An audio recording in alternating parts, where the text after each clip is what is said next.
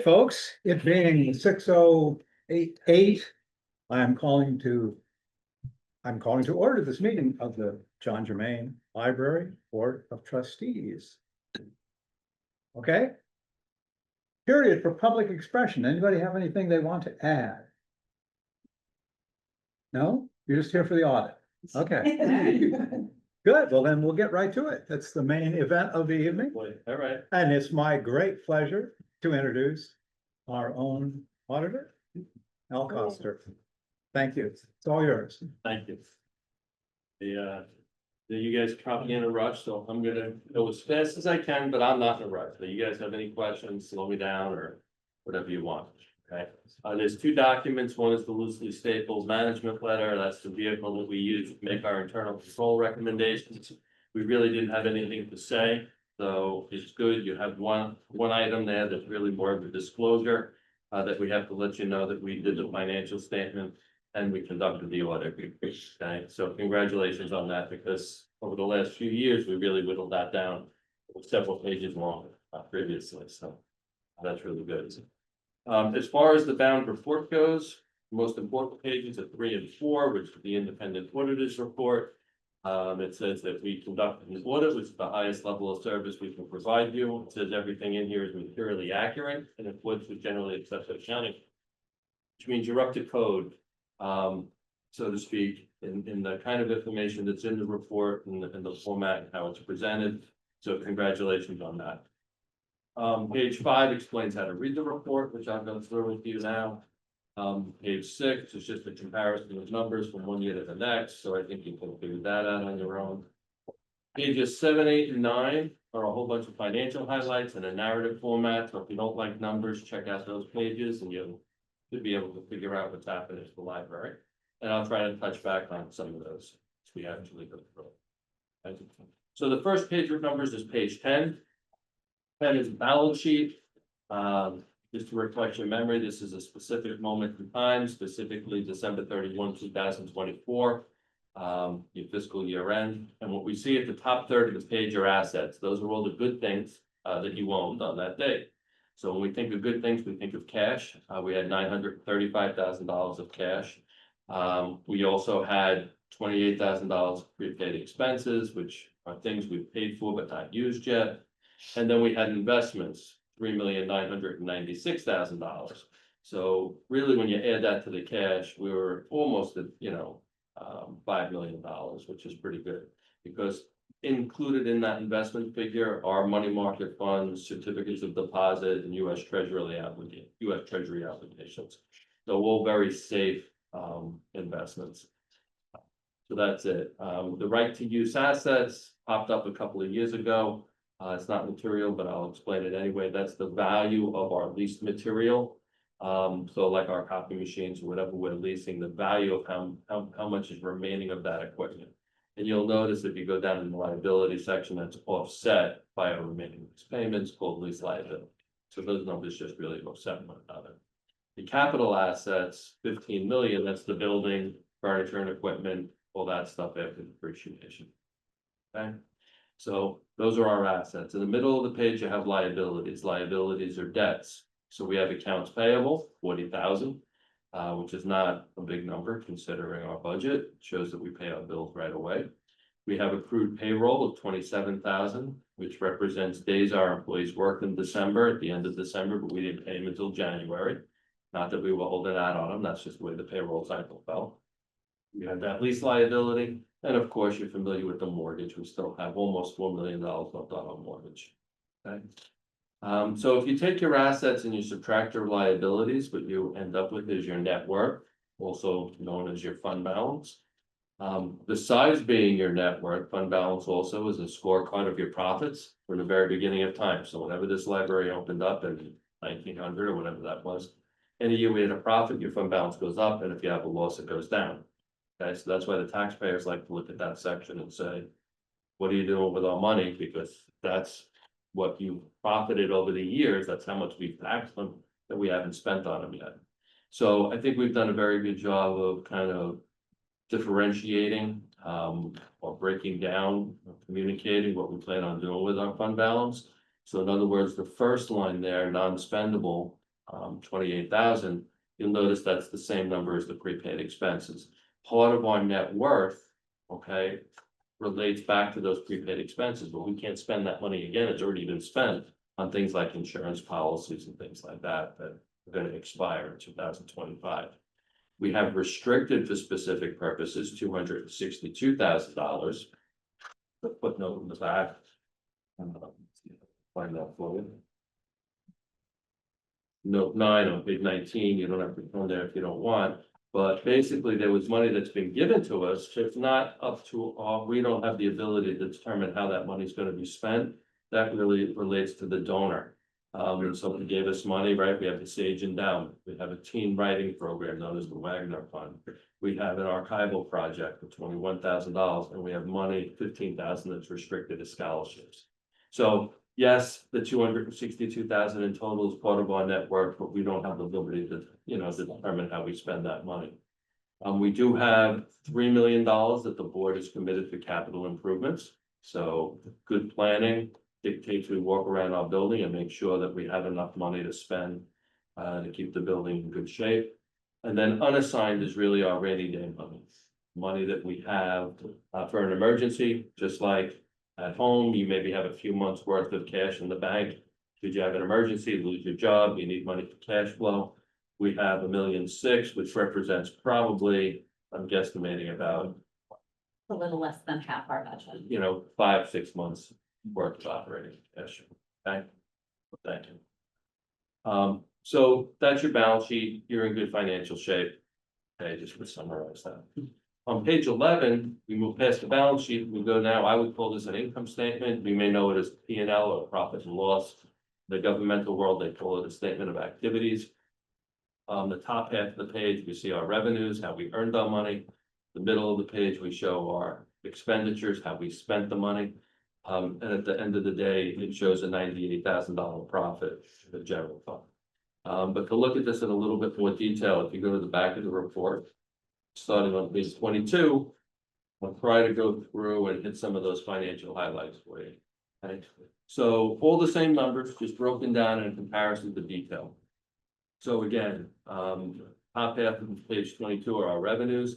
The largest revenue items are taxes and tax-related items in total. With our taxes and our payment in lieu of taxes, we had budgeted $3,245,000. We came in almost exact $3,246,000. If you look at the operating revenues, you'll see we did really good. Gifts and donations was $219,000 higher than we had anticipated. We only budgeted $19,800. We're going to tend to budget conservatively for that, but we actually received bequests from 3 different estates. So bad for them, good for us. So favorable variance. Investment income, we did a lot better than anticipated. We only budgeted $63,600. We collected $230,000, primarily due to the high interest rates that we had. Okay. E-rate reimbursement, budgeted $6,000. We didn't receive anything. We don't process that ourselves. That comes through Suffolk Library System. In the prior year, we collected 2 E-rate reimbursements. This year, we didn't get any.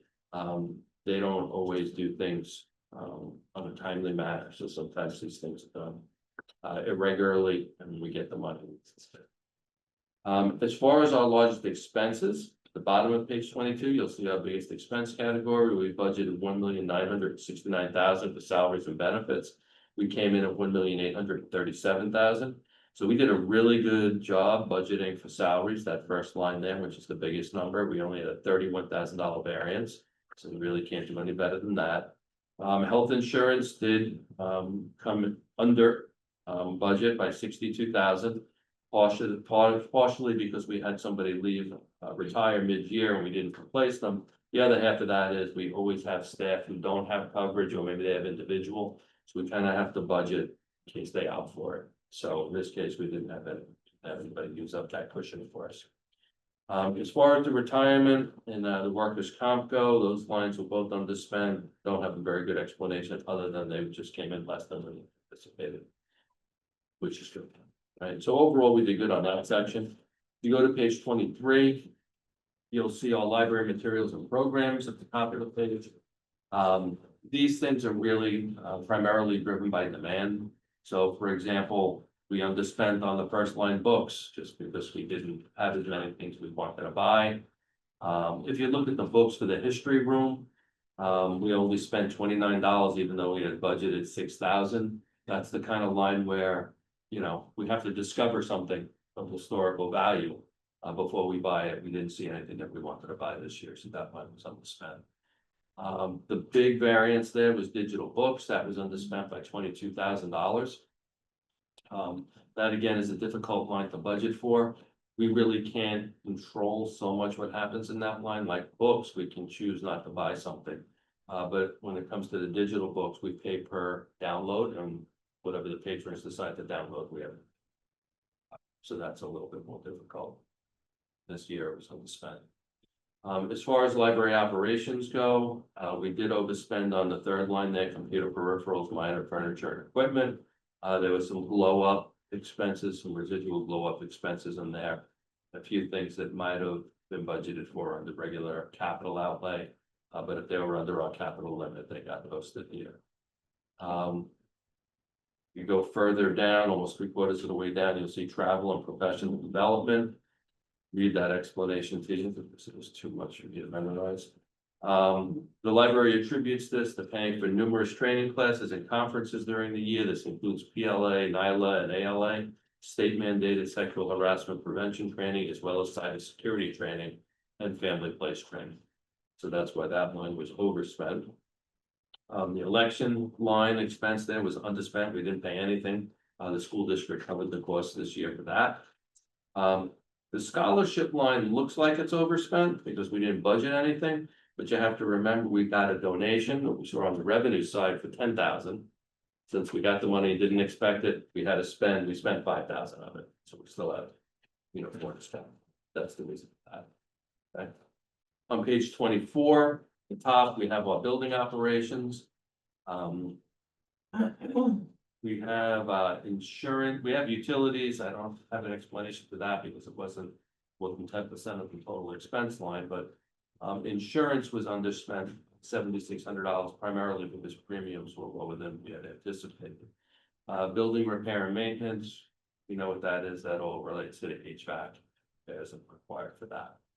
Right. The capital outlay also, the building improvement line there was way overspent due to the LED lighting project, but also the geothermal HVAC work that's getting capitalized. That was not really budgeted for because it's the board's kind of decision to take that from surplus, right? Not tax the taxpayers for that. So that kind of came from our fund balance. The furniture and equipment line was also overspent. You know, again, just, you know, more things required to be paid for. So overall, for the debt service section, that came in pretty close. So our expenses were more than anticipated, but not bad considering they included all that geothermal work. But when you especially included the fact that our revenues came in better than expected, we had a profit for the year of $98,000. Remember what I said about the fund balance, that's not only a net worth, it's a scorecard of our profits. But you can see the fund balance that we had last year was $4,700,000, moves up by that 98,000. Now we have $4,892,000 sort of balance sheet. And a comparison of this year opposed to last year as far as the excessive revenues, expenditures and things of that nature. So Is that 98 average or is that an aberration, an outlier, or is it no, well, I can tell you what last year. The last year, what we had in the general fund had a loss of 358,000 previous year. So again, driven by a lot of furniture and equipment purchases and a lot of geothermal work and things like that, a lot of building repairs. So last year was a big loss. Obviously, we didn't have That was the. Last blow-up year was year. the glow up. Yeah. blow up, and we also didn't have, we only had $67,000 of gifts and donations. Versus this year, we had all the money from those bequests, so that was really the biggest reason for that. So we had 238,000 this year. but for an association library, is that 98 average or was that? I mean, every library is different, every year is different. What you're really kind of looking at is the fund balance or your net worth, you know. You have a big fund balance, Sometimes you're gonna choose to spend it down, not tax the taxpayers. If that's the case and you're trying to moderate how much you have, you'll generate a loss to lower your fund balance, you know? If we realize that we have too much money in our fund balance and taxpayers start complaining, we can't write checks to people, just kind of spend more and don't tax them as much. So you can't really say there are some libraries that had very large fund balances and decide to overspend. In effect, by giving money back to the taxpayers and building up their building and things like that. And then there are others who run dangerously small fund balance and don't have an emergency fund. In which case I say, you know, you're in trouble. You don't get your tax money until 3 months into the year. You're not gonna be able to meet payroll. And they slam on the brakes and they generate big profits because they're trying to build up their surplus, you know? So there's no, you can talk, you know, percentages with fund balance, just what the net worth is, but you really can't talk profits. Right, I'm not really interested in the number per se, I'm more interested in the comparative health of the library, you know. Your library is in good, anytime that you have, the target, the sweet spot is between 3 and 6 months worth of unassigned money. Okay, so for example, I was at a library last night that had that sweet spot, 3 to 6 months worth. Okay, so it looked good on paper. They had money committed, they had $1 million committed for capital projects, you have 3 million. Right. 3 million, so they only had about $1 million. But they had a $3 million roof that they were trying to figure out that's leaking, and how are they gonna replace it? And the question is, it's too small to bond. And you only have $1 million and it's gonna cost you 3 million. So that was the problem at last night's board meeting, so. You're in a good spot, you've got 6 months worth of reserve, you've got 3 million set aside to handle building issues. Is your building in good shape? If it is, you're in good shape. If your building, you know, is getting old and you've got issues and, you know, I don't know the last time, I know we got the geothermal issue. Yeah, I don't know how much that's gonna cost to so the finish. geothermal is gonna cost us between $1 million and $1.5 million. So then we'll ultimately have about $1.5 million in capital reserves. Okay. So we won't be in a bad spot, unless we have a $3 million roof project. And that's what but you I- stay for, that's, you know, when you Yeah. have the profits, you know, you start committing, so, Right. you know. That's why you have those committed funds, so it's always good to have, you know, there are some libraries that when they start to build up. And they've got their 6 months worth of cash flow. They say, okay, you know, we're gonna hire a building engineer, to walk around the building, maybe we have asbestos that we don't realize, maybe we've got these other issues. How many years do we have left on the roof? How many years do we have left? You know, do we have to restrike the parking lot? How big is our parking lot? You don't have a lot of parking around here, so it wouldn't be bad to save money should one adjacent property go for sale. To be able to buy that would be nice, you know, but I don't even know if you have that. Yeah, so there's lots of things you can save for, so it really depends on your plans and how much money you have towards that. All right. No, but thank you, that, because that's what I was more or less interested in comparable. So, that's good, so I think we're in good position. Yeah. We have a new building, you know, with limited issues and, so we're okay.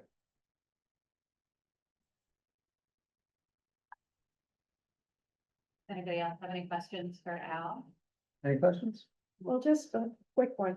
If, the furniture and equipment, was that because we were still paying from the flow up because that was from. Some of that was, before? yeah, That is so- That was like, okay, We had some outstanding furniture, okay. that we didn't. Yeah. That little nooks and stuff The down. nook, I think it's things the that came in nook. really late. That round nook. Yeah, yeah. That's what I figured, just wanted to. Oh, great, thank Al, you did a good job, thank you. Thank My you, pleasure. Al. you. Thank you for having me. No, it was that was excellent, thank you. Get some chocolate. I think that's been all, Uh, you're gonna save that from somebody over here. Thank you, Al. All right. Don't forget your glasses.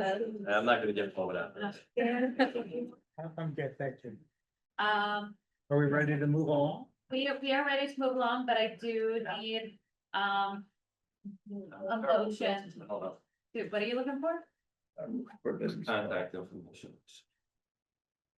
It's on the front of the. Oh, there you go. Yeah, I hate to let it, I don't have a code on. All right, I'm thank not- you. Bed it says. Are the taxpayers voting every year for the museum and, or was that like a one-time? It's, so the way their tax appropriation works is similar to the way the libraries works.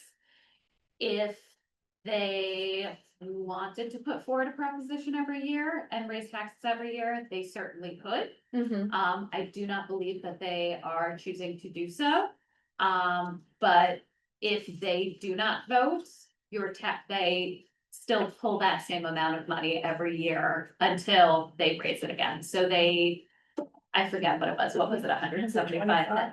One was 175 and I think one was 125. So that will happen each That will year happen every unless they year choose to Unless want to they raise it or choose something. to raise taxes. Okay, So if we decided to not raise taxes, like not have a vote this year, Mhm. our tax appropriation would stay the same As as it it was was in prior year. 2020 for fiscal year 2025. I'm okay. certainly not recommending that. Yeah, I was just curious if that proposition was going to be on for each year and then maybe the school district would take the cost of the voting every year. Yeah. That's what I was kind of Yeah. wondering about, but.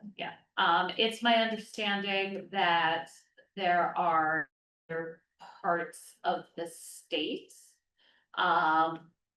Individuals who are questioning the legality of those museum votes. Mhm. I have no other information other than those museum votes are popping up a lot more now. Yeah. And some other parts of the state, people are like, wait a minute, why is this on the ballot? So, Attached to library. not even No. ours, the school district chose to attach it to our votes. Okay, I know this year, several other association libraries were told by their district clerks, asked/told, about putting museum propositions on their votes. Mhm. And, much like with us, that's not much to be done with it Right. because by virtue of being an association library, the district runs our vote for us, so Mhm. they get to say, if they're gonna slap another proposition on it. Righty? Al is not here anymore. We don't need him here for this, but somebody does need to make a resolution. Resolution to accept The the audit. audit and our comfortableness with the audit. Can I have a motion to that effect? Michael, I'll second. second, all in favor? Aye. Any opposed? So the motion passes. If you wish to keep your bound copy of the audit, you may. If you do not wish to keep it, hand it back to me by the end of the night. So I can file them, because believe it or not, like, every so often I have to give one away, so, it's always nice for me to have another copy. No, you can keep Oh, them. yeah. You can return them. Can I read it? When I'm done. You can, absolutely. That's what Okay. Okay, so let's Okay. move on Thanks. into the minutes from April 23rd. Any questions or issues about the April 23rd minutes? If not, do I have a motion to approve? I second. All in favor? Aye. Any opposed? So the minutes are approved. That's done. Michael. Okay. All right, it's time for the report from the Friends of the Library. Okay, so the Friends of the Library are getting ready to send out their membership mailer. They've done something a little bit different. Instead of saying, give us, I think it's like $50. Or if you want to give us more, you can. They've actually set like little steps so you can be a patron or a benefactor, hoping that by giving people an idea of what a little bit more might be, they might give a little bit more. And then they're also working on their fall luncheon. So as we discussed at the last meeting, they want to do a series of like, bring a friend, make a friend lunches where, you have lunch out at a nice place and they talk about what the friends do and what the library does and have a nice meal. The first one is going to be at Sen and everybody's going to get a bento box. So they're very excited about that. The other thing that was discussed was something in celebration of Ann Lieber. As you know, she was a wonderful friend of the library. I believe she was a trustee at one point. She was a wonderful human. We were, the place to give donations in memory of her. And the thing that they came up with, which I wholeheartedly support, is a community herb garden in a high planter, so nobody has to bend down. And it's gonna be on wheels, so that we can, wheel it in the less inclement herb season. But then people can come and take herbs from the herb garden. As my understanding that Anne, loved to feed people. So we thought that this would be a befitting gift for her. Nice. And Anne was it's in on my board Etsy during card. the building, the renovation and building, yeah. Yeah, she served 2 terms. Did you have a date for that Sen dinner or? Well, not yet, Okay. but I will let you know one day. Sorry. Yeah, it'll be in the fall. Okay. It's either gonna be, I feel like September or October. They feel like summer's too busy for anything, so I think they were really, the part of this was also to give people a low cost, something they could do during, like the off season when people are looking for things to do.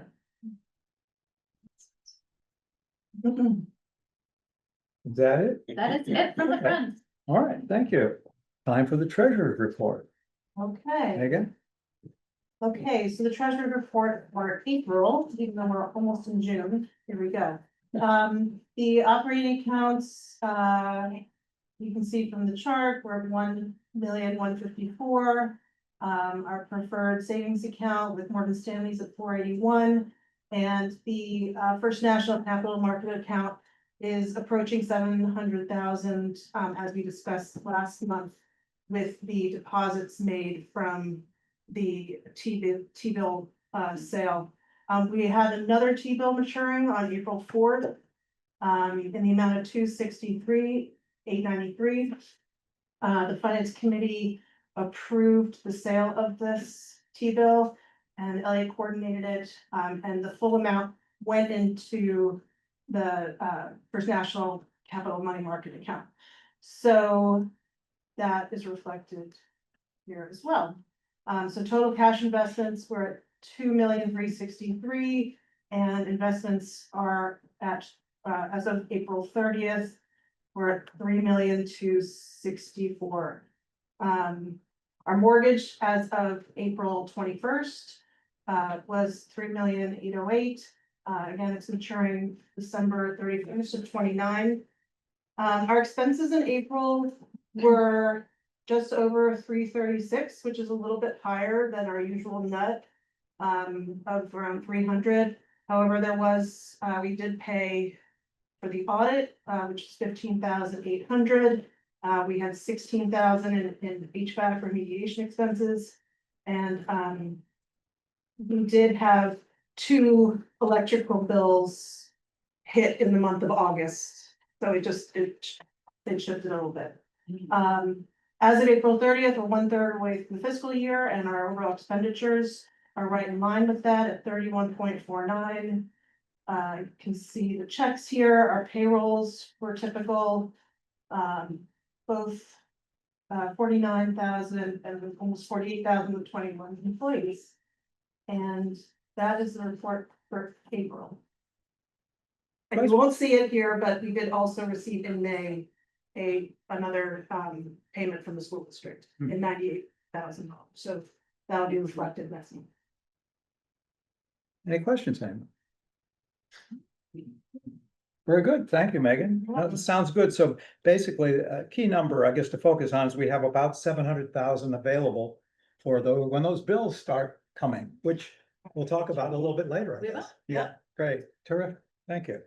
Okay, so I Make need a motion to approve the treasurer's report. I'll second. and all the other stuff. I mean, all the other stuff, payroll, approval of the warrants. Yeah, by second. Yeah. Yep, okay, we have it, all of those in place, all in favor, anyone opposed? Okay, so all of those reports are approved and accepted. So we can get on to the director's report. So I'm gonna start with a little correspondence. As you know, we are, now officially part of the Dolly Parton Imagination Library. One of the things that we did as being part of the Imagination Library is we spent some time down at the Sag Harbor Community Food Pantry. Araceli and Wanda went. I have Wanda's letter. Araceli, I believe, has one that is exactly the same. But it says, "Hi Wanda, thank you so much for your visit on Tuesday. We always welcome the library to visit as it is a wonderful part of the community too. We think it's important to educate our children, and the JJML is a vital part of teaching children how valuable and important the library is to all of us. I was happy to see you and quite a few visitors at your table. It was such a successful visit. I hope we can continue our connection to the JJML and in the future. Please feel free to communicate with us at any time. Thank you for your interest, and it was lovely to see you, Eddie." So, thank you to Wanda and Araceli, for, pushing books and How many cards and do you library have? cards. I'm at 7. Okay. 7 to 10. Yeah. So, in my report, at the end of April, and we've probably had a couple of trickle in since then. We've had 20 individuals registered with the Imagination Library. And as a reminder, that is being funded by funds raised by the Friends. Our social media team's working hard at getting our social media back up and running. I've been working on the annual budget, so the finance committee has seen a draft of that. We'll be looking at that as a board, as a whole in June. I had the pleasure of sitting on the Hayground Senior Learning Panel, where the senior learners, give presentations to, and this is the part that cracks me up, respected people in their community. And so it's almost like doing a dissertation. They become an expert on a subject, give a presentation, and then are asked questions. And I learned lots of things. I learned how mushrooms work, which is fascinating. And so what's really nice is we've got this nice little partnership with Hayground School right now, where they helped us with our seed library and brought seeds from Hayground for us to integrate in. I got to work with the senior learners on the senior learning panel, and we also had an apprentice. And we're in talks of potentially doing a book club with them. So it's really nice. Hayground is in Bridgehampton, but they do have Sag Harbor students. They have students from all over, so it's nice that they like us and we like them. We are having fabrication issues for both our podium and our kitchen a la carte. I've been assured that they are coming as fast as they can. We're getting the parts before the cart, which, you know, like the cart before the horse, right? The cart before the cart. And we'll talk about HVAC in a little bit. We'll talk about Spring on the Hill. But we went to the Spring on the Hill conference, which was very interesting. I went to a bunch of meetings, and I also did want to remind you all that the Pride Parade is on June 7th. If you are anticipating marching with us, please let me know. You're welcome. Bring a friend, make a friend, bring a friend, bring a friend, make a friend, as the Friends would say. Wear your shirts, and we will be, lineup, I believe, starts at 11, and we will be, it's between the Presbyterian Church and Guild Hall, but we get to be towards the front of the parade, because I know a guy. So we will be at the front of the parade, so we will be closer to the Presbyterian Church. If you want to meet us there between like 11 and 11. And thank you, Megan. Do you want us to make sure that the bike is working, or we can just pretend it has flat tires? I think it's a nice feature. It is a nice feature. So Okay. I'm willing to ride it if it doesn't have flat tires. All right, perfect, thank you. Has to have brakes. Are you gonna take the books off of it? Yes. We do take the Yes. books off it. If you have ever tried to ride that thing with books in it, it's a nightmare. It's horrible. Statistics are what they are. We're doing what we're doing. And the personnel report is the personnel report, so unless anybody has any questions. Yeah, I just wanna ask, like, I've been noticing from 2024 to 2025. We're down from like 800, sometimes 1,200 visits to the library Yeah. from. And I'm just wondering, what do you Where, attribute that to? I'm gonna say wonky door counters. We did change out the door counters, like our door counters failed in 2024. Well- We were having issues with them. Uh-huh. And we did replace them towards the end of 2024. So it's distinctly possible the counters were not counting correctly. We're not Mhm. really sure.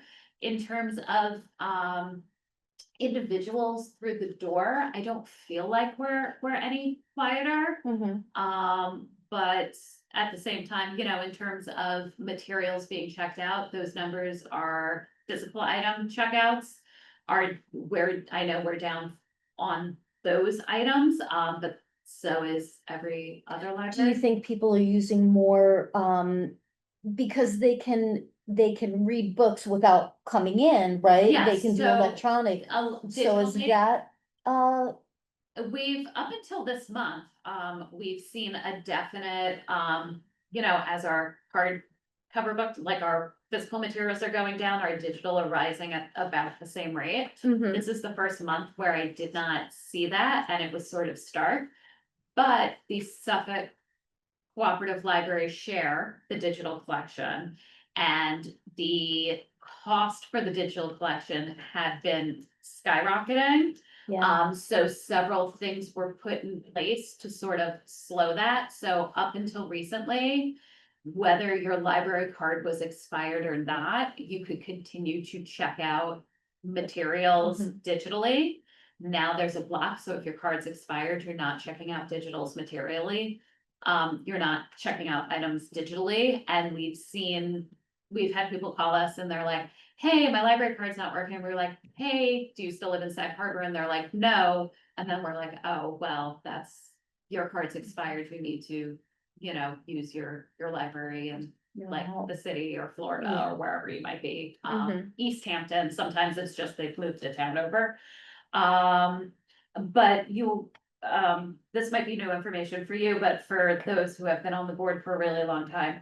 Sag Harbor was always an outlier in terms of our digital material use. So Sag Harbor was an early adopter of what was Suffolk Wave, and then later became Overdrive and is now Libby. We're actually evening out on that. So the rest of the county is catching up to our use of digital materials, which is kind of nice because then like people are sort of paying their fair share and we're not paying quite as much. It was a nice point of distinction. It was a nice point of distinction, but Okay, another. we'll get another one. So that's that, but yeah, there is a definite reduction of visitors, and I'm not sure if it's based on door counts or the door counters being wonky, or, I don't know. Maybe we have fewer people, but the people who are using the library just ask us more questions. I'm just not really sure. What about the correlation between total physical collection circulation, which seems very stable, and how, And items checked out of the library? yeah, and items checked out of the library also seems very stable. Yeah. Now, how would that relate to the issue of visitors? Visitors, well, one person can come in, like if a mom comes in, she could check Take- out 20 bucks, Yeah, right? right. Or I could come in and check out one book, right? Right. So, I mean, sometimes that has to do it. in regards to the total physical collection or circulation, so that includes renewals. We have automatic renewals. So somebody could come in, check out a book. In theory, they come back in 2 weeks and return it and check something else out. But in reality, it could be, they get up to 6 renewals. So it could be 4 months before they come back in the door, right? Either to return the book, or Oh, so Or not. when it auto renews, that is That in this counts- item checked out from the library that counts category. towards the total physical collection circulation. So like items checked out for the library, that's like their first checkout, right? Okay, So, that's like, if I take a book out today, that'll be included in the May statistics, right? mhm, And then every 2 weeks as it renews, it will be counted in the as a total renewal. physical collection. Where Okay. we see some stability, which is why I don't really understand why our visitors is down, is, in library use. So when people come and read a magazine that's in library use, or a newspaper, or 3 newspapers, and so, or come and read books with their kids, right? Those don't get like a checkout. So we have, we count those anyway. Is that figured through reshelving, basically? It's figured through reshelving. What it is I sort of walk around the library, like I can see how many people read newspapers and magazines, and I take an average number per day, like, so let's say, 10 people read the newspaper a day, during the off season, right? Then I look at the calendar, I see how many days the library was open, I multiply it 10 times. We were open 29 days in April, I think, because we were closed for Easter, and then we multiply it by that and add it in, we know that, probably about 50 books in the children's room get pulled off the shelves and read. So Is it's that just that sort of standard thing. procedure? Yeah. Can I ask a question? Mhm. On the e-collection, total e-collection, Mhm. it's down about 2,000. Yeah. 45, 1745. Yeah. Is that Libby? That's Libby, that's Hoopla, and that's Canopy and Flipstar. So Libby, Hoopla, Canopy, and Flipstar. That's a large. It is. What I would attribute that to is the expired library cards. And then also anybody who owes fines cannot check out. So we've actually cleared a lot of people who were using our collection who no longer were paying taxes. Got rid of those. Yeah, well, they're not deadbeats. We still love them. They're just, they don't pay their taxes to Sac Harbor anymore. You don't pay their fines either. So, Well, we don't have fines, right? So our fines are really replacement. That's, no, that I guess explains that. Yeah. But that's a significant number. It is a significant number. I would also dare say, we've had a lot of real heavy library users pass away that I know were reading digitally. So it's a number of things. But our digital collection, it's not the same as other geographic areas. I know I have Yeah. a friend who's down in North Carolina and I've Mhm. recommended books to him. He says, our library doesn't Yes. get that. So we have a really. So the very good Suffolk set Cooperative of Library selection. System has one of the best in the country. Ours is actually, in terms of wait times, better than New York Public. Any of the like Queens, Brooklyn branches. But in order for us to keep that situation that way, what we had to do was put sort of guardrails in and start enforcing things like, if your library card is expired, you have to come back to your library so we can make sure that we're not buying books for people who don't pay taxes in Suffolk County, right? The other part of that is they have not increased the number of books in the collection as much as they have in previous years. So it used to be like 15% every year. We were on this like nice 15% clip. And then my colleagues got real cheap real quick in 2024 and they were like, we only want to pay 10%. And so the cost of ebooks and e-audiobooks is increasing. The amount of money, the stuff with cooperative libraries, remember, there's 56 of us, voted on a 10% increase instead of a 15% increase. And you guys know I'm a super user. I'm considered a super user. Things are just not, hold times have increased. And I think that directly affects our use as well, because we have a community where people will say, oh, I'm not gonna get it on Libby for 12 weeks. I'll just get it And somewhere else. with the cooperative, everybody gets it's the same, not the same amount of the increase, but the same percentage. The same percentage. So the way it works is there is like a pay to play fee, right? Which I'm just gonna say is $5,000. It might be a little bit more than that. And then there is or I should say, not a pay to play, it's a buy-in fee. So this is how much it would cost a library if they were to start a collection on their own. Let's say it's $5,000, right? And then on top of that, is a pay to play. So it's based on your usage times population, your usage, your population size, your budget, and that's how they figure out how much everybody else puts in. So somebody like a Smithtown Library, who has a huge population and huge use, puts in a lot more money than say, like Wyandanch, who has a relatively small population and very little use. So is there any discussion about, how like with cable television, you can get the premium package or something along those lines? So instead of everyone being on a basic package, is there something where we can perhaps get? Not with the current lending model through Overdrive or Libby. Okay, But we do supplement with Hoopla and Canopy and, try to drive our patrons there, if something is not available in Libby. Not everything is available in both, but some things are. yeah, because sometimes you have to wait. a month. I'm always team, like, let's put more money into ebooks and audiobooks. Some of my colleagues on the East End are not Why is that? cheap.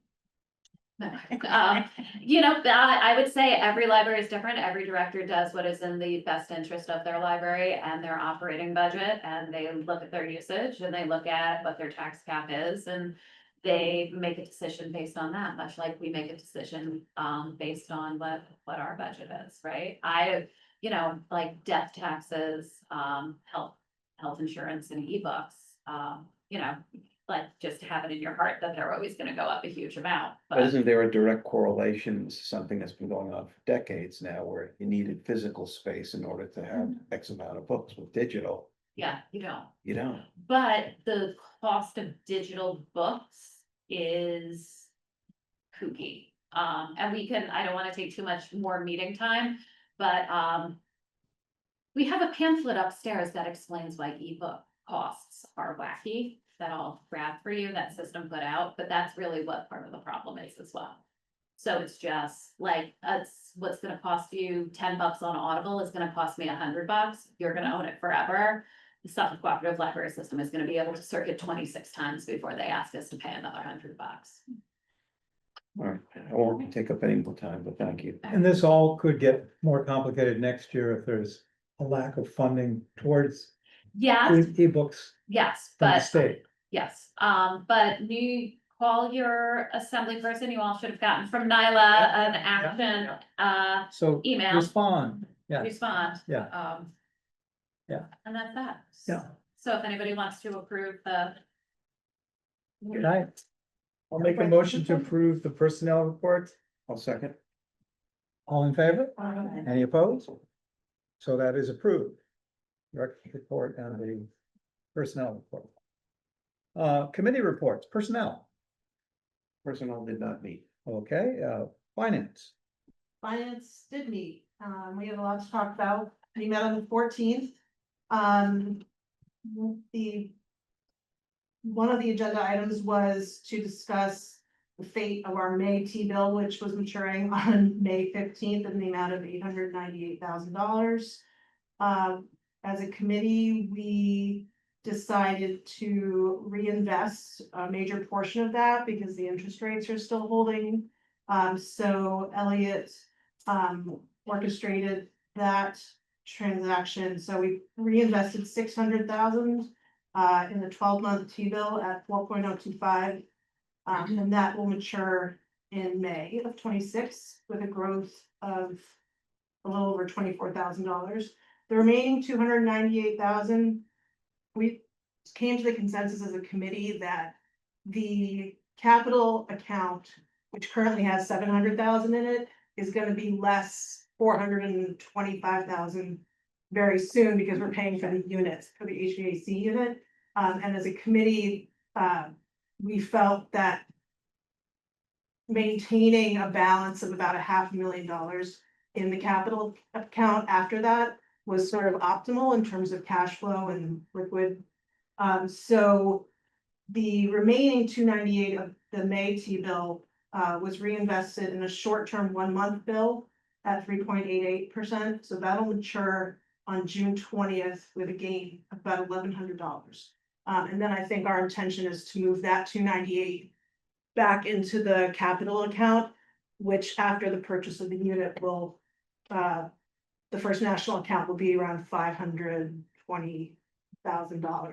As we move into the summer and the project, then we have 2 more T-bills coming, maturing in the fall, one around Labor Day and one around Thanksgiving. So we'll cross those T-bills when we get there in terms, look at where we are with the project, where the market is. So that was one agenda item. We also reviewed the audit as a committee. And we took a first glance at the 2026 budget that Kelly prepared, which looked really solid in our opinion. I mentioned the 98,000 that came in from the district in May.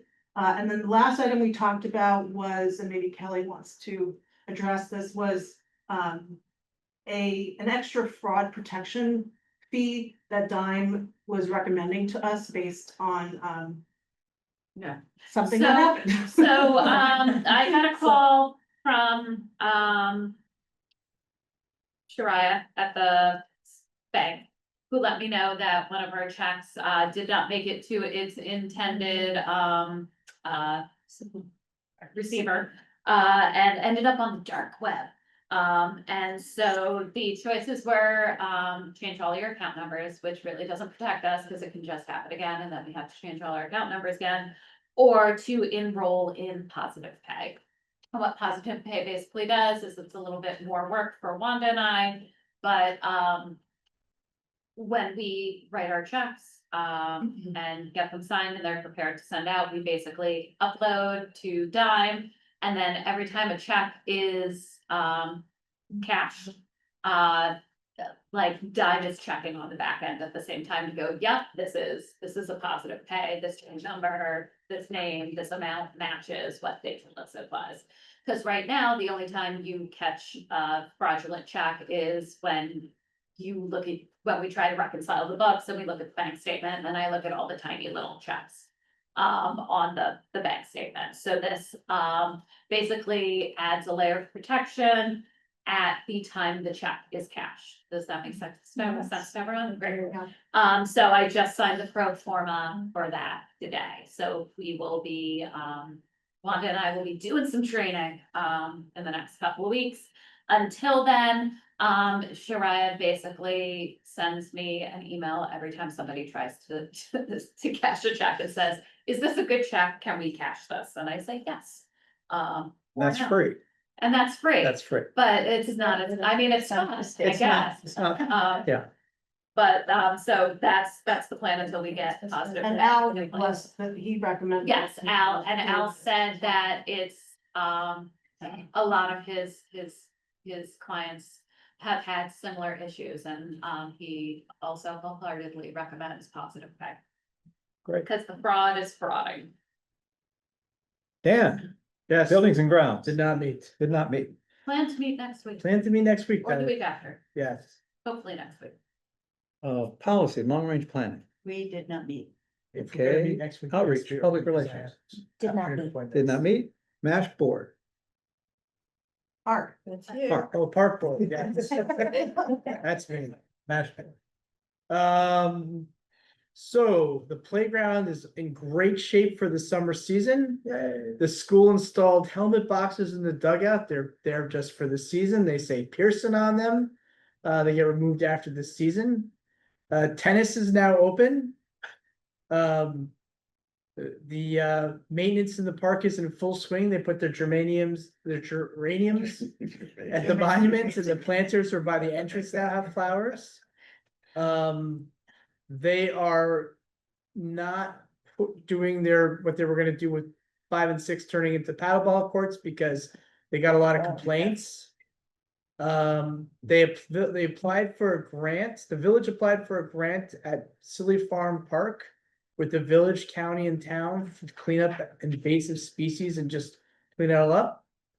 And the 5K is going to be on 9/21. They're finalizing all the permits and forms as we speak.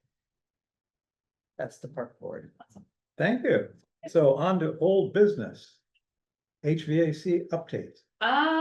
Believe it or not, and it's weird, I did not hear from John McCauley today. He was supposed to, get a hold of me by end of day with the information from Belfour. I don't know what happened there because I haven't heard from him. But he did just come back from vacation, so I'm like, I wonder if he made it back from vacation.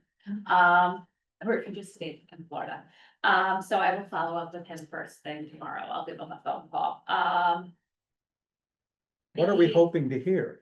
We're hoping to hear that everything is squared away. We have contractors and that we can submit everything to the village. What was holding us up was last Wednesday while we were in Albany. Lizardos, the electricians, McCauley and Belfour were on site to look at where the electric is coming in the building and making sure that there is actually enough space for where they want to put something. Which is good because the electricians who are in the building, we're sort of like, yeah, no, I see what the plans say. I've seen these plans, but I've also been in that building recently and I'm not. So they were just fine tuning things, because the goal is to not have these things come up as change orders, right, as we go along. So, yeah, hopefully I will have a better report, tomorrow, or potentially Friday. But also, we want to make sure that we have people on board because we want the mechanical contractor to go out to the rigger's yard and take a look at the equipment before we pay for it, because we want to make sure that it is in good working order. And that's where we are at. So as soon as I have that information, I will be on the phone with with Dan, and we will get a date for buildings and grounds to meet, and then finance will also probably meet, finance and contract will probably also need to meet as well. And where are we in the bidding and contractor? They were supposed to be done by today. They were supposed to have all of that to. Bids were supposed to be in by today. No, I think all of that is done. They were supposed to, Belfour was basically supposed to have their contract with these are the vendors Oh, we think okay. you should use. The chosen vendors. Yeah. Already. Okay. So all of Great. it's supposed to be like done for us to look at and go, yes, hooray, beautiful. Well, I would appreciate hearing from you when that stuff comes through. I don't, maybe absolutely. everybody would like to know. Yeah, good, great, When I know you all know. I was hoping it was going to be today. okay. The only other item, old business, is sustainability policy, Yes. and we need to act on this. You need to act on it. Nobody, Megan did get back to me and say she had no notes. But I did not hear from anybody else with any other That's questions. fine to me. So I would say, I have some questions. okay, So we have our policy which drives our action. Mhm. So some of the points I get what the action step could be, and then some of the other points I don't So how are we encouraging environmentally friendly transportation choices? Is this for the staff? Or is the staff having discussion with patrons? It's for the staff, so when possible, we carpool to meetings. If we, have to, take transportation, is it more environmentally friendly for us to take the train rather than to take the car or to, So it's staff, fly? it's So staff it's usually. staff, it's staff. Okay. Yeah. Okay, and then the other question I had was with the trustee part, the board will actively work towards diverse representation Mhm. on its board. So what is the action step that you're asking us, or that this policy is suggesting for us to take? So I think we have a diverse community of many different people, and so we are an elected board. So I think, it always tends to be like pulling teeth to get people to run for the board. So I think when we're looking at talking about what it is that the library board does, or, like who, we might want to approach to say, hey, have you ever thought about being on the library board? We do that through an inclusive lens, and we say, we don't, like, right now, we don't have anybody from the SAMS community on our board.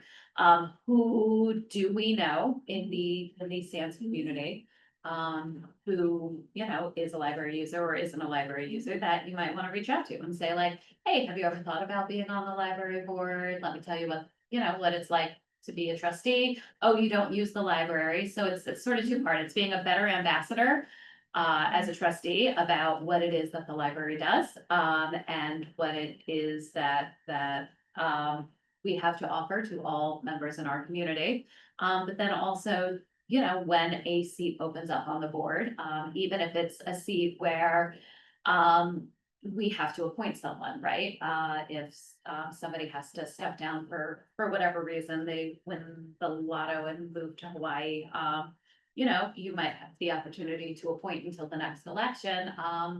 Who do you choose to appoint? And and the other part of that is if you didn't want to directly reach out to somebody in that way, making sure that the announcements looking for trustees go beyond just putting it, as like an e-blast and a public notice, right? Like announcing like, hey, we're looking for trustees in communities within our Sag Harbor community who may not generally use the library.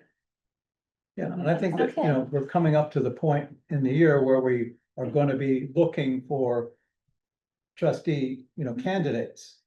I'm out of here. To fill, Yes. yeah, we've got people that are, But Or filling their the term. thing is, even though my Yes. term ends in December, that's 7 months away, Yeah. the application Is due in is It's due, due like- very soon. September or. It's like September 1st. Yeah, Yeah. exactly. So I think it's even before that, though. I think you No, have. to. No, you get like 30 days or something, so I feel like you No, can get it's August. right around It my was birthday. August 18th, that was the Yeah. deadline Yeah. last year. But I think the reality is, every year, we find that it gets Yeah. more and more difficult. Sure. People don't necessarily emerge. Mhm. And so we are in the position where we need to actively look, and we can include this in our, in our thinking. Mhm. For inclusiveness, whether it's just getting more young people on the board, which we were lucky enough to be able to pull off. But that's the thing, you say, well, we need more young people, then talk to more young people, whatever it is that you're trying to look for. It is very much in our control, because the reality is that people don't come up with these ideas on their own, unfortunately. Yeah, no, I understand that. I just Yeah. wanted to Yeah. have the verbal sort of tool Mhm. and to drive the action. Good question. Anything else? Awesome. Okay. So, yeah, can I have a motion Can I have a Make a motion motion to to, approve the sustainability policy as currently written. I'll second Megan seconded? Okay. All in favor? Aye. Any opposed? Okay, so that is now approved, the sustainability policy. New business. So, we went to Swing on the Hill, We Wanda, did. Elliot, and Robin and I. Yep. It was wonderful. It started with a, keynote speech from somebody with the Moth. I don't know if anybody listens to the Moth. It is podcast, but also NPR sometimes airs it. They're 10-minute stories, I think, 12-minute stories, that people tell. It's storytelling. And so they talked about how do you tell your story and how do you tell your story effectively. I do have a copy of the book if anybody wants to read it. They did write a book. It's also available as an audiobook. So it was interesting because it makes you think about, storytelling and how you draw people in, to encourage people to, know more about the library and our mission and purpose and scope. There was also conversations about, the state budget, which was really interesting. We talked about what happens when we lose federal funding, and we got some positive news. Things are still moving. The money is still moving, right? So while the injunctions are in place, the money is still moving. None of us were hearing sort of in the news is that the money is still moving, albeit very slowly. So things that were supposed to get funded are getting funded. But then also that the librarians are returning to work. So, Library of Congress is calling people back. IMLS is calling people back, which is a good thing. So, we are cautious but hopeful. And then I'm trying to think, what else did we discuss? Just ways to advocate. Did either of you have anything you wanted to add? I just found it was very inspiring and I was very surprised and very happy to see basically how active and liberal librarians are and passionate about doing things. And also the hands-on part, that a lot of helpful hints and things that can be done. People who are getting involved with politicians and political groups, lawyers who were talking about, what the laws are actually that you can stand behind in order to stop various behaviors from occurring in your library, and elsewhere. So that part was all, it was a very uplifting and optimistic in a horrible time. So that was very, I thought that was very good. Yeah, I felt very, very proud to be there. I felt like, I felt proud to be part of the community because this was such an impassioned and positive, group of people. There weren't a lot of trustees there, I don't think. I think it was primarily administration, wasn't it? Yeah, Yeah, there were a few. but, yeah, but I think that it was the concern and the commitment to the job and so forth, and also just the knowledge. Like I said, the one presentation you would have loved, Michael, from the one lawyer. It was just fabulous. Oh, yeah, but I mean, it was everything from dealing with, troublesome patrons, Protecting library staff. Yeah. protecting against library staff, participation dealing of with patrons. complaints about, censorship, Yeah. potential censorship. And then issues. also do record- funding issues. And funding, So, funding, yeah, it's funny because a lot of municipal libraries suffer from funding issues because oftentimes, like, if you're funded through village taxes, the village thinks of you as a line item on your budget, not a separate entity, but Yeah. libraries are in fact a separate entity. yeah, So, yeah, there was a lot of, Thank you for going though. I mean, Yeah. it was. great. Important that every year a trustee or two from John Germain attend that, because all we know is what happens here pretty much at this table. We have to experience such a bigger picture and feel the. Were any other East End trustees in attendance? no, were there any other East End libraries in I attendance? didn't see. No. Oh, we're looking. Yeah, it's long as hell. Cause I do, I was the only trustee. Part of the problem is the day that they picked this year, and sometimes they get stuck by virtue of when the venue is available and when the speakers are available. Was May 20th, which was school budget vote date, and a lot of libraries have their budget vote with the school if they're on a July, June fiscal year. So- Traditionally, are there more East End libraries that are represented there or no? No, this is the third year they've done it.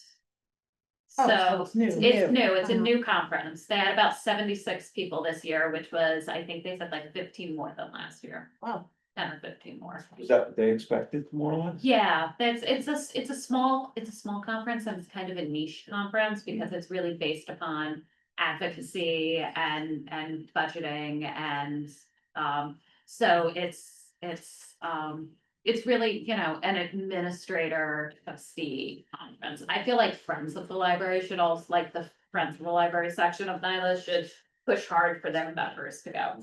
So do trips like these contribute at all to the travel and professional development expenditures? In what capacity? So the library pays for, meals, room, board, travel, for trustees and staff. Okay. But But it's something we budget for. And this year the budget is higher than it was last year. It is, and then the other part that I would throw in with regards to that is trustees are mandated to do training. So I know we're gonna have Nyla come out and do some training, but as a result of attending this conference, like Robin and Elliot don't have to do any more training for the year. But they'll want to. you're gonna watch those damn videos that you can take the test. But Kelly, you find it's cost effective, I mean, it's the bang for the buck. The bang for buck, yeah. I think where.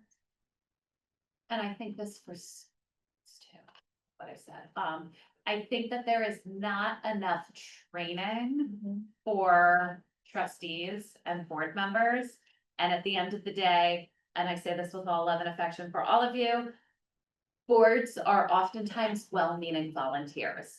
And so there is like, you all know Sag Harbor, you know John Tremaine Memorial Library, but like the amount of back-end stuff about libraries is maybe stuff you don't know, right? You don't know what you don't know. And so by going to a conference like this, or having training about advocacy and why it's important in the New York State budget, makes you better informed trustees. And makes you a lot more fun at cocktail parties when you talk about libraries, because I know that's all any of you do when you're out at dinner with your friends. Well, I think this year, the thing that was so apparent was that there are so many issues right now. It was very timely. It was very. And the fact that you're focusing on issues like funding, the funding stream, or how you relate to your municipality, all these things are very, very immediately relevant to any, you know, so for a trustee to hear about this and to know that other people are facing the same problems. In other words, the kind of issues that were coming up were things that were just very compelling. You know, maybe more so than another year where there weren't an industry-wide set of challenges, you know what I mean? This wasn't just, you know, how do we get people to read more? This was like, how do we keep the doors open? Yeah. How do we keep the books on the shelves? I mean, you know, You get to pretty dramatic speak stuff. With people from other libraries and make the reality really hits home when you see Sure. issues that everyone else is dealing with. Yeah, Where you're not just functioning in a vacuum, your own little. yes. Yeah. Like I said, and that's why, and I feel like. Small libraries, small budgets, right? And so the more we can have trustees attend, trainings, and conferences, and the more that we can have librarians and staff members go and see what other libraries are doing, right? And what other issues are out there in library land that might not directly affect us on a day-to-day, but are out there and sort of coming. It makes us a better library, it makes us better trustees, it makes us better librarians, and it makes our library better because we can bring things back and scale things up or scale things down, so. So something like that, rather than us going there, can we have some type of program here? We're gonna have them come, Annalee and Max come down. And you're not gonna have the benefit of meeting other librarians and trustees. And so like, obviously, you know, like there's a cost associated with bringing in like a speaker from the mall, right? Like that, you know, would maybe not be something that we could afford, but, you know, it's good to just get out of the, you Get out know, of Dodge. get out of town, and see what's going on in other places. Okay. All right, terrific. Period for public expression. No? Just, can I say something? Yeah, that's the, I just want to thank everyone for, your hard and dedicated work to a community I love. I love this library. I was friends with Gloria. I'm part of the food pantry. It's my community of choice and and I'm so grateful for you and what you're doing. Thank you. well, thank Thank you. you for being here. Yes, thank you for coming. It's terrific. Do we have any need for an executive session tonight? If not, then I would see if there's a motion for adjournment. I'll make a motion to adjourn this meeting at 7:24. I'll second. All in favor? Any opposed? Me. We're in.